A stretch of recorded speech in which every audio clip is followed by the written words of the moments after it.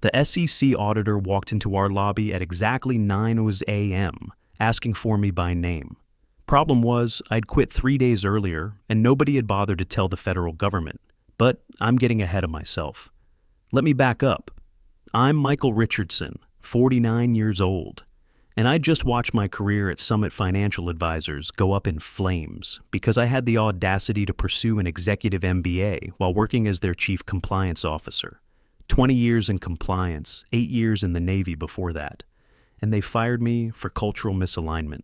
What they really meant was I wouldn't play their nepotism games. It all started 3 weeks earlier when I sat through my third executive meeting watching Dylan Sullivan, a 29-year-old with a Wharton MBA and 3 years at McKinsey, repeat my compliance roadmap like he'd invented it during his morning protein shake. I'd written that roadmap during a 14-hour prep marathon, while also cramming for my corporate finance final that same night. But there he was, soaking up applause from his Aunt Patricia and the rest of the leadership team, while I sat there taking notes like some invisible intern. No thanks, Mike. No great analysis. Just smug nods from executives who thought regulatory compliance was more of a suggestion than a legal requirement. After 2 decades in this business, I'd learned to survive in the fluorescent wasteland of being essential but overlooked. If you've ever been the guy explaining federal banking regulations to a VP who responds with, "Can we just skip that slide? It's killing the energy," then you know exactly what I'm talking about. I was the guy with the backbone to say that's illegal while everyone else worried about social media engagement and hiring their relatives. So I stopped trying to impress them and started building my exit strategy. 3 nights a week, I dragged my laptop to a corner booth at Panera, ordered their driest turkey sandwich, and chipped away at my executive MBA at Northwestern Kellogg. I wasn't advertising it. I just wanted options. The office had become a parade of incompetence, where success was measured by who laughed hardest at Patricia Sullivan's corporate buzzwords, or complimented Madison Sullivan's latest innovation initiative. Madison, Patricia's 25-year-old niece with a Stanford MBA, had been appointed head of culture and innovation, which was code for young person with influence and zero understanding of what a chief compliance officer actually does. She started showing up to meetings in designer blazers, asking questions like, "What's our emotional alignment with regulatory frameworks?" Meanwhile, I'm trying to prevent us from accidentally violating 3 sections of the Investment Advisors Act. She didn't like me, I didn't play her games, I didn't get excited when she suggested putting motivational quotes in our compliance manual. The woman once said, "Let's make compliance feel more intuitive," as if the SEC gives participation trophies for good vibes. I tolerated it, kept my head down. I knew they didn't understand what I did, not really, but they liked that I was quiet, reliable, predictable. I answered emails at midnight, took calls when they were too scared to talk to auditors, and rewrote filings they'd screwed up, trying to make them sound more dynamic. The truth is, I was the legal duct tape holding together a yacht made of glitter and wishful thinking. They thought I'd never leave. That was their biggest mistake. It happened at the Q3 company celebration, some overpriced event at a downtown Chicago hotel. We were in this courtyard setup, celebrating quarterly numbers that nobody could really explain. The theme was innovation through collaboration, which basically meant overpriced appetizers and forced networking while a DJ played sanitized classic rock. I was standing off to the side with a club soda because I had an accounting final later that night when Madison found me. She floated over in her yellow power suit, wearing that tight smile she saved for people who drove used cars. "Oh, Mike," she said, putting her hand on my arm like I was about to collapse. "I heard you're still doing that MBA thing. How ambitious." She tilted her head like a confused golden retriever. "Don't take this the wrong way, but isn't it kind of unprofessional? We need people fully committed to Summit Financial, not chasing side projects during work hours." That last part hit like a slap. The conversation around us went quiet. Someone actually stopped mid-chew on their shrimp. Then came the laughter. That polite, nervous chuckling people do when they know something's mean but want to stay in good graces. I didn't say a word, just smiled, nodded, and took another sip of my soda. Let them laugh, let her win the room. I'd already hit my expiration date in their minds anyway. The real kicker? That comment wasn't random. It was planned. Because 4 hours later, still in my suit from the party, I got called into HR. The HR director had the energy of a meditation app and the vocabulary of a malfunctioning chatbot. We've observed some growing misalignment, Mike. Cultural divergence, she said, like she was diagnosing a rash. You've been so heads down lately. It's like you're not really present with the team. I could have laughed. Not present? I was the only reason half our filings hadn't been shredded by regulators. You're obviously very competent, she added quickly. But sometimes competence doesn't translate to cultural fit. I asked one question. Who's replacing me as Chief Compliance Officer? She blinked. Oh, well, legal will absorb your responsibilities. Madison is really passionate about regulatory frameworks. That woman thought a whistleblower was a referee position. That's when I knew I wasn't signing anything. I walked out of HR that night knowing something they didn't. You can't just hand off Chief Compliance Officer duties like passing around office birthday cards. You have to file it, register it, notify the federal government. Until you do, the last person on record is the one they hold responsible. That was still me. The next morning, I came in like any other Tuesday. No drama, no cardboard box, just me in my navy suit, ready for what I knew would be my last day. The office was buzzing with typical corporate delusions. Someone celebrating a synergy breakthrough in the break room, Dylan shouting across the floor about some leadership podcast he'd discovered. Nobody noticed I was walking into my own going-away party. I'd already backed up everything personal from my laptop the night before. A folder of tax documents, a photo of my German Shepherd, a draft of my MBA capstone titled Regulatory Gaps in Digital Asset Management. Funny how prophetic that would turn out to be. I went straight to my office, shut the door, powered on the machine one last time. The system took forever to boot. It always did on Tuesdays. Some overnight update that usually broke 3 things to fix 1. I had work to do before they figured out what was coming. I opened my email, hundreds of unread messages, half urgent, most pointless. Several from legal, still trying to get clarification on my flag concerns about cryptocurrency investment thresholds. Something I'd warned them about 2 months ago that nobody wanted to hear because it might complicate their new digital asset strategy. I deleted them all, every single thread, every warning I'd sent, every cover-my-ass email that showed I'd done my job. Gone. Then I drafted one final email, clean, precise, unemotional. Subject, departure notice, immediate, to legal, HR, CEO, compliance team.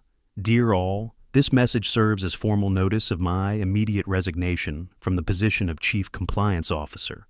My access credentials have been relinquished and all materials have been returned to company custody. Please ensure Form ADV is updated accordingly to reflect this change with the SEC within the required 30-day period. Wishing you continued success. Best, Michael Richardson. I read it twice. No drama, no bitterness, just surgical language. The way compliance is supposed to sound. Cold, clear, final. That little mention of Form ADV was my insurance policy. If they were smart, they'd catch it. If they weren't, well, that was their problem now. I hit send, stood up, grabbed my badge from the desk. The metal was warm from morning sunlight streaming through the blinds.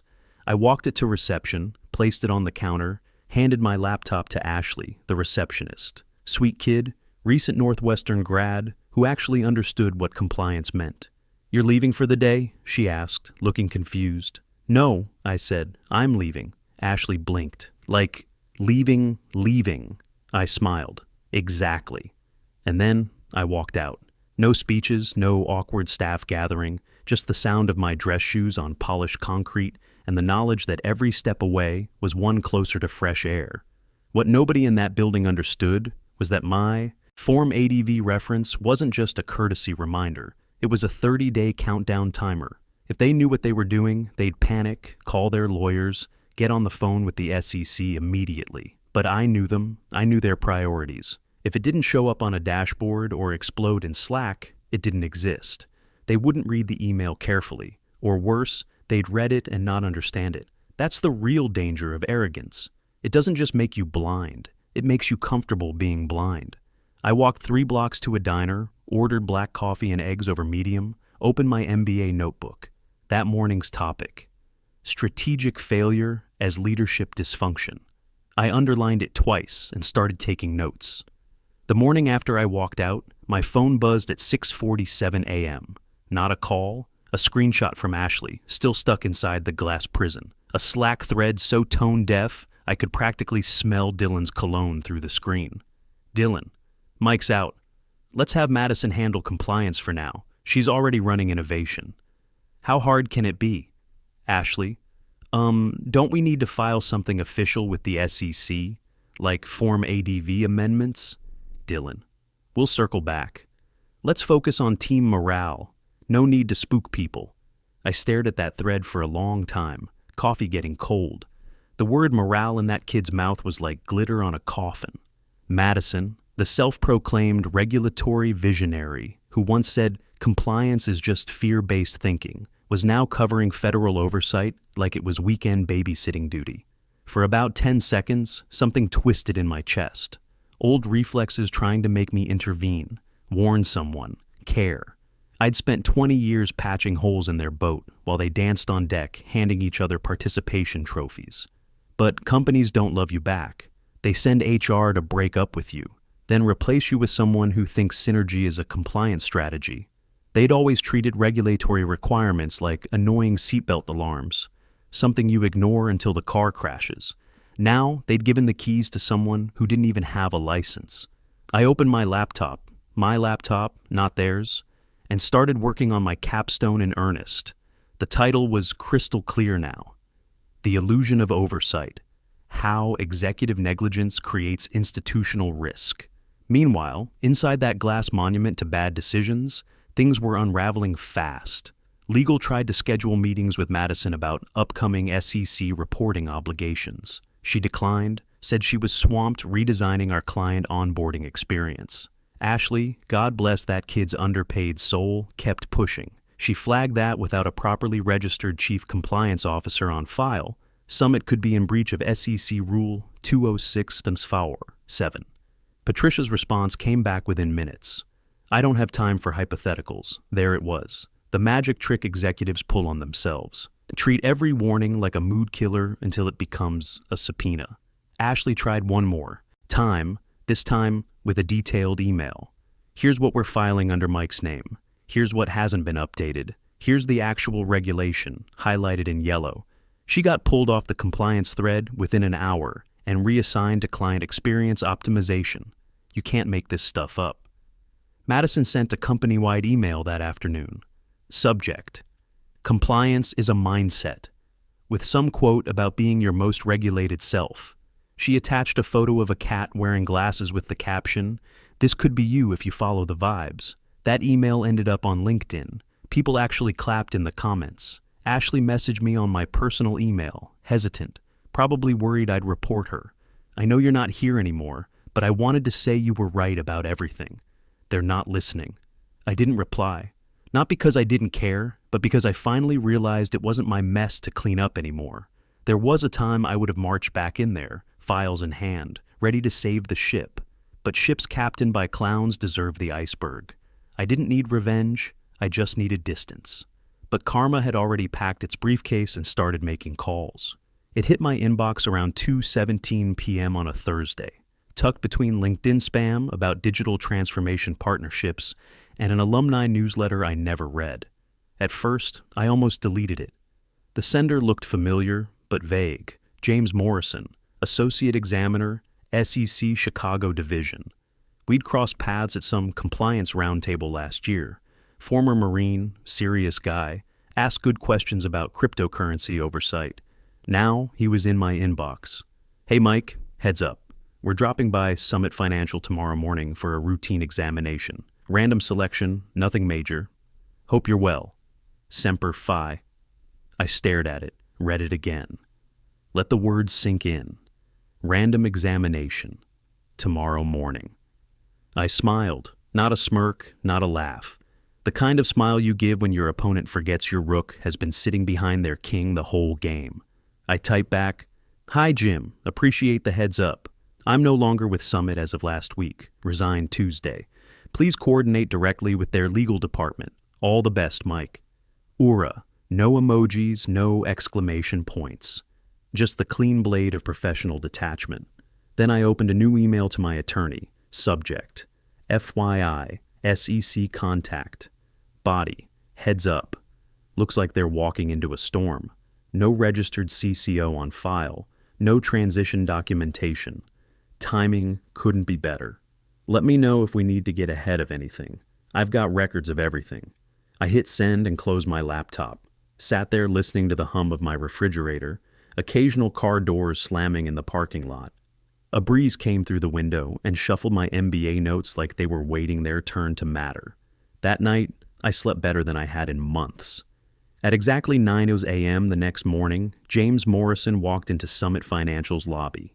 Navy suit, government posture, clipboard in hand, face calm in that uniquely terrifying federal way. He introduced himself to Ashley, asked to speak with the chief compliance officer, handed over his card like it was just another Tuesday. Ashley, bless her innocence, smiled and said, "Mike's not in today." Jim raised an eyebrow. "Michael Richardson? He's still your registered CCO?" "Yes, but I think he's on vacation or something." Jim didn't frown, didn't blink, just made a note on his clipboard. "Then I'll wait." 10 minutes later, legal got word. A paralegal came running into the general counsel's office, breathless, whispering about an unannounced SEC examination, asking for Mike specifically. Within 60 seconds, 3 lawyers were flipping through binders like it was 1995. Patricia got yanked out of her morning latte meeting. She walked into the conference room, where Jim was now seated, calmly reviewing some brochure someone had mistakenly given him about innovation through collaboration, our summit promise. He looked up, polite as ever. "Morning. We're conducting a routine examination. Shouldn't take long. I just need to review recent filings with your chief compliance officer." Patricia blinked twice. "Mike no longer works here." Jim made another note. "I see. Then who's been designated as CCO on your Form ADV since his departure?" The silence was deafening. Someone from HR muttered something about transition planning. A junior associate fumbled with his laptop, trying to locate any official documentation. Madison, still blissfully unaware in some coffee shop across town, had posted an Instagram story 20 minutes earlier. When you choose innovation, regulations adapt. Disrupt compliance. Jim folded his hands. Just to confirm, since Michael Richardson is still the registered CCO on file, any submissions made after his resignation would require immediate amendment. Depending on the nature of those filings, we might be looking at potential violations of Section 206 of the Investment Advisors Act. Patricia tried her PR smile. "I'm sure this is just administrative oversight. We have a very robust culture here." Jim cut her off without raising his voice. "Culture isn't compliance, Ms. Sullivan. That's when legal started sweating real sweat. Not the glossy discomfort of bad press or investor complaints, but that gut-cold realization that something had gone fundamentally wrong and there was no cheerful Slack channel to spin it away. Someone finally pulled up the SEC database. Sure enough, Chief Compliance Officer Michael Richardson, status active, last Form ADV update 5 days ago, including revised cryptocurrency investment thresholds and updated AUM figures, filed under my login credentials, after my resignation email, after my badge was returned. The room froze because, legally speaking, that was a false filing. Jim didn't yell, didn't pound the table, just leaned back in his chair like he'd seen this movie before. "I'll need to open a formal inquiry." Patricia's hand shook. Reaching for her water bottle, Dylan burst into the room, probably summoned from whatever podcast he'd been listening to. "What's the situation? Can we get you anything? Coffee? Pastries?" Jim looked at him like he was a child who'd wandered into surgery. "Are you the current chief compliance officer?" "Well, no, but I'm head of strategic operations, and Madison handles our regulatory culture." "Where's Madison?" Silence. "She's remote today." Jim made another note. "I'll need to speak with whoever's been handling compliance responsibilities since Mr. Richardson's departure." More silence. That's when Ashley, God bless her, spoke up from the doorway. "Nobody has. They just kept filing under Mike's name." The temperature in that room dropped 10 degrees. Out in the world, I was making breakfast, scrambling eggs, listening to NPR. My German shepherd was barking at a squirrel outside. I had jazz playing in the background and my notebook open on the kitchen table. I flipped to a fresh page and wrote, Chapter 5, The Consequences. Underneath, I jotted the first line. Never let someone else sign your name, especially after you've already left the building. I took a bite of toast and smiled. In that conference room, they were just starting to understand the mess they had made, but they had a long way to fall. The headline came through around 1:23 p.m., just as I was reviewing notes from my portfolio management class. A notification from Financial Planning magazine. SEC opens inquiry into Summit Financial over. CCO filing irregularities. I almost laughed. Almost.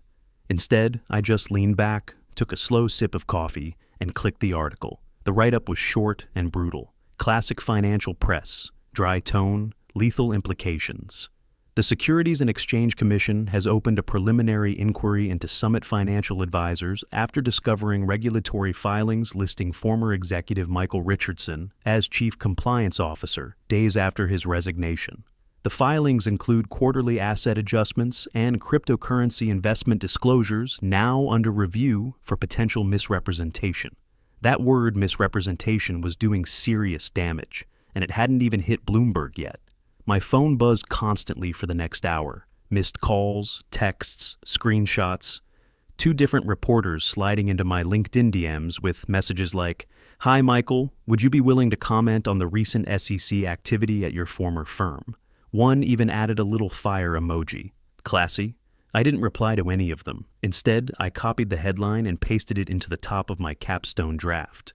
I'd been workshopping the opening for weeks, trying to make it feel grounded and relevant. Now it started with, in 2025, a mid-sized financial firm became a case study in executive liability, not because of whistleblower leaks or malicious fraud, but because they failed to understand what a chief compliance officer actually does. It was perfect, really, because just last semester, I'd submitted a preliminary paper on regulatory chain of custody in wealth management firms. My professor had written in the margin, interesting hypotheticals, but highly unlikely in the real world. I was tempted to forward him the article with a smiley face. Back at Summit, I could only imagine the chaos. Someone in legal had surely started digging through archived emails, panicking over every message that used the phrase on Mike's behalf. Investor relations must have been fielding calls like a 911 dispatcher, every client with serious money wanting to know if their last report had been signed by a ghost. The stock dropped 11% in 3 hours. By end of week, it was down 18%.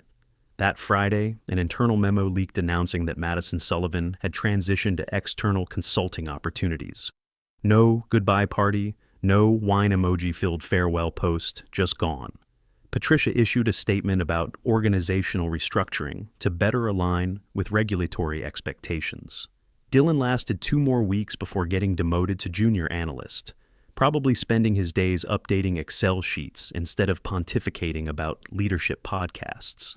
Meanwhile, I was sitting in a quiet seminar room at Northwestern, discussing the final formatting of my capstone with my MBA advisor. He read the new title aloud, Collapse by Design, A Study in Executive Negligence and the Power of Walking Away. He looked up and asked, Was this inspired by current events? I just smiled. You could say that. That evening, I gave a guest lecture to a room of executive MBA candidates. Half of them had day jobs at firms just like Summit, places held together with jargon and wishful thinking.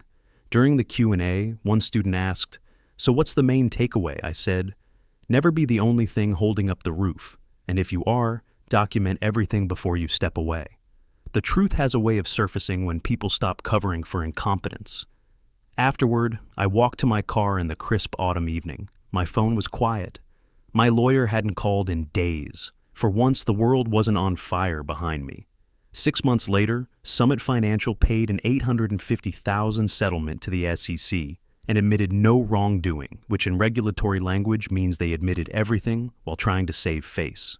Patricia stepped down as CEO to pursue other interests. The company's AUM dropped by $400 million as clients fled to more stable firms. Me? I opened Richardson Compliance Consulting, specializing in cryptocurrency regulations and military contractor oversight. Turns out, 20 years of experience, an executive MBA from Northwestern, And a reputation for not backing down from executives opens a lot of doors when you're not carrying someone else's baggage. I also started teaching as an adjunct professor, turning the Summit case study into required reading for compliance courses across the Midwest. Students loved it. Real-world consequences, real numbers, real people making real mistakes. During one class, a student asked, "Do you ever regret not warning them one more time?" I thought about it for a moment. You know, there's a difference between helping someone and enabling them. I spent 20 years being their safety net. When they decided I wasn't worth keeping around, they lost the right to my protection. Sometimes the best thing you can do is step back and let gravity do its job.